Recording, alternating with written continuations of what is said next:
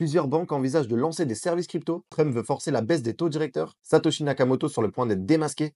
On décrypte tout ça maintenant dans la Minute Crypto.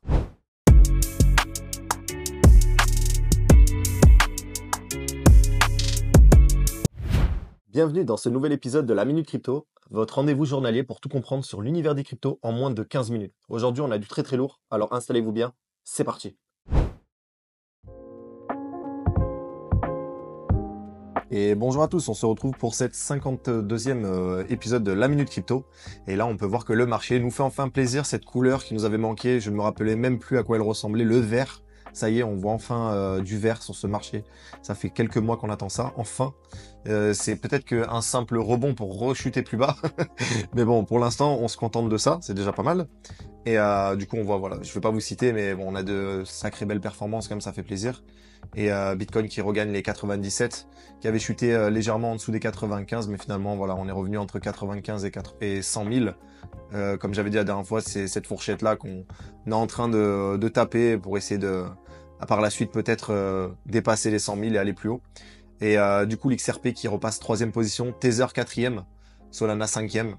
Et actuellement, au niveau de CoinMarketCap, là, on peut voir que la crypto Fear and Greed, il est repassé à 38, donc on était à 35 depuis presque une semaine. Et en capitalisation boursière, on a repris 100 milliards, on est à 3240. Et au niveau des ETF, il y a eu 144 millions qui ont quitté les ETF hier. J'ai pas les données pour aujourd'hui. Peut-être qu'aujourd'hui, on a eu plus de rentrées, bien sûr, parce que le marché est vert. Au niveau de la Bitcoin dominance, comme on l'a vu, les alts se sont un peu réveillés. Donc la Bitcoin dominance, elle a baissé de plusieurs points quand même, 0,5 voire un peu plus. Donc là, on est à 59,5. On était presque à 61 il y a quelques jours. Et on le voit direct, quand on voit que le marché est comme ça. On va dire que la Bitcoin dominance, elle rebaisse, quoi. On va passer sur les actus. On commence avec un tweet de CryptoGoku, qui nous dit que Vanek a analysé les projets de loi de réserve Bitcoin pour 20 États, des États-Unis, et prévoit que s'ils sont adoptés, cela pourrait conduire des États à acheter pour 23 milliards de dollars de Bitcoin. Donc c'est juste énorme. Et ça équivaut à 247 000 bitcoins à la valeur actuelle. Toujours sur le même sujet, on a le Nouveau-Mexique qui envisage d'acheter jusqu'à 2 milliards de dollars en bitcoin si le projet de loi Senate Bill 275 est adopté dans l'État. Donc ça y est, là on a atteint plus de 20 États en fait qui veulent une réserve de bitcoin, plus l'État en lui-même, les États-Unis d'Amérique qui veut aussi cette loi-là. Donc c'est vraiment intéressant à observer. Tether pourrait devoir vendre ses bitcoins pour se conformer aux réglementations américaines proposées sur les stablecoins. Ça, c'est pas une super nouvelle, mais en fait, selon les analystes de JP Morgan, seulement 66 à 83% des réserves de Tether sont conformes à ces règles proposées, ce qui pourrait nécessiter une restructuration des actifs si l'une des réglementations est adoptée. Donc Tether pourrait devoir remplacer le bitcoin et d'autres actifs non conformes par des obligations du Trésor américain et des réserves liquides. Donc voilà. Alors en fait, par rapport aux lois et aux conformités, il faudrait que Tether ait une bonne partie de ses actifs assez liquides. Bitcoin, par rapport à sa volatilité, elle est pas assez liquide parce que si jamais demain ça baisse et que les gens veulent récupérer leur argent, on n'est pas sûr d'assurer en fait le retrait de tous les actifs, en fait, de tous les dollars en circulation sur Tether. Actuellement, ils détiennent environ 83 758 BTC, donc c'est vraiment énorme. Et ça vaut plus de 8 milliards de dollars au prix actuel. Donc peut-être qu'ils vont pas tout vendre. C'est des analystes de JP Morgan qui pensaient ça, mais peut-être vendre une partie de leur Bitcoin pour être un peu plus liquide et être conforme aux réglementations. Les tarifs douaniers de Trump sont retardés, donc heureusement, et ne débuteront qu'à partir du 1er avril, si ce n'est pas encore changé d'ici là, c'est ce que je pense. BlackRock affirme que le Bitcoin est risk-off, donc j'aurais jamais pensé qu'ils disent ça un jour.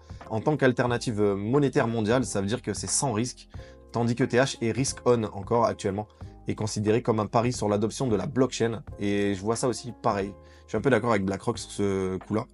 Donald Trump déclare que les taux d'intérêt vont baisser, donc quand il dit ça, ça veut dire que carrément il va les faire baisser et il a décidé quoi. Donc c'est même si ça va à l'encontre de l'économie et que ça va faire plus d'inflation, il le fera quand même apparemment.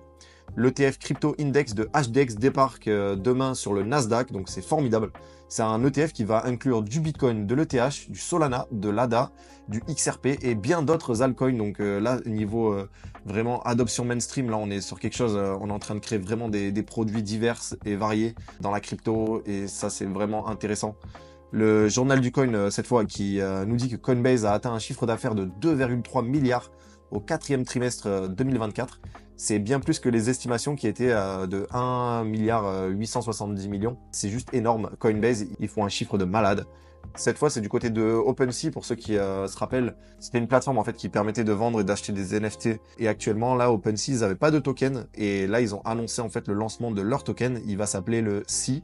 Je sais pas exactement quand ça va arriver, sur quel exchange. Mais du coup, voilà, c'est une nouvelle majeure parce que OpenSea, c'était vraiment un grand leader en termes de plateforme, en fait, dominante dans l'achat et la vente du marché secondaire, en fait, des NFT. La banque britannique Barclays révèle détenir 131 millions de dollars en ETF Bitcoin. Là, ça va pas arrêter. En fait, je vais faire que vous énumérer des noms de banques et de fonds souverains ultra gros. Là, on a Mubadala, le fonds souverain d'Abu Dhabi, qui révèle détenir 436 millions de dollars dans l'ETF Bitcoin IBIT de BlackRock. Donc, selon son dernier dépôt 13F auprès de la SEC. Donc, c'est vraiment sérieux. C'est pas de fausses infos. Le conseil d'investissement de l'État du Wisconsin révèle détenir 321,5 millions de dollars dans l'ETF iShares Bitcoin IBIT, pareil, de BlackRock, ce qui représente 0,82% de ses avoirs totaux, selon leur dernier dépôt 13F auprès de la SEC. Donc voilà, c'est dingue. Là, on a State Street et Citibank qui envisagent de lancer leur service de garde de crypto-monnaie. Donc ça y est, des grosses banques qui s'y mettent aussi. Il y a Michael Saylor qui a rencontré Nayib Bukele, président du Salvador, pour échanger sur l'adoption mondiale du Bitcoin. Encore une énorme nouvelle. Donc les deux ensemble, c'est vraiment les gros fervents défenseurs du Bitcoin et qui se rencontrent enfin. Donc ça va être dingue. L'AMF retire Bybit de sa liste noire. Donc ça, c'est une superbe nouvelle. L'exchange envisage désormais une approbation de la licence MiCA, donc pour être conforme aux réglementations européennes. Un nouveau docu tente de percer le mystère derrière Satoshi Nakamoto. Ça s'appelle Seeking Satoshi, The Mystery Bitcoin Creator. Et ça sortira le 17 février sur YouTube en 5 épisodes de 20 minutes. La dernière fois, c'était HBO. Là, maintenant, c'est Channel 4 qui vont enquêter sur l'histoire de Satoshi. Et eux, c'est un peu plus différent. Ils pensent que Satoshi n'est pas une personne, mais plutôt un groupe de la Silicon Valley. Et qu'ils ont un plan bien plus vaste pour essayer de faire vaciller le système actuel, mais des années auparavant, avec un plan bien défini, tout ça.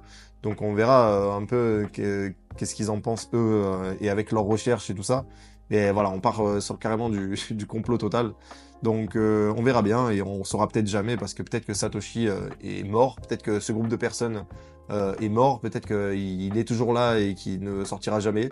Et la meilleure des choses, ce serait que, en fait, qu'il ne soit plus de ce monde, parce que clairement, ça maintiendrait en fait ce mythe. Si un jour on apprend qui c'est, je pense que on prendra une claque énorme sur le Bitcoin et que ça changera en fait la vision qu'on a du Bitcoin. Je pense que ça pourra être très bearish en fait si jamais on apprenait qui était vraiment Satoshi. Les États auraient des moyens en fait de faire pression du coup sur quelqu'un si jamais il a accès à ses clés privées, tout ça.